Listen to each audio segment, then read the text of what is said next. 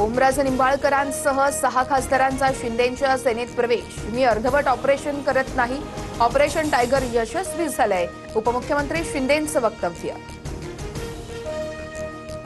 6 खासदार 2029ला धनुष्यबाणावर निवडून आणणार, एकनाथ शिंदेंची ग्वाही। खासदारांना निधी कमी पडू देणार नसल्याचंही आश्वासन। बंडखोर खासदारांवरती ठाकरेंची शिवसेना कारवाई करणार, लोकसभा अध्यक्षांकडे अपात्रतेसंदर्भात पत्र पाठवलं जाणार। सूत्रांची माहिती, एकाही खासदाराने नोटिशीला उत्तर न दिल्यानं कारवाई होणार। फुटीर खासदारांच्या पक्षप्रवेशाच्या वेळेस बाळासाहेब ठाकरेंच्याच विधानाची खिल्ली। मला सांभाळलं, पोरांना सांभाळा, हे काय पाळणं घर आहे का? राष्ट्रवादीतून शिवसेनेत आलेल्या किरण पावसकरांचं विधान वादात।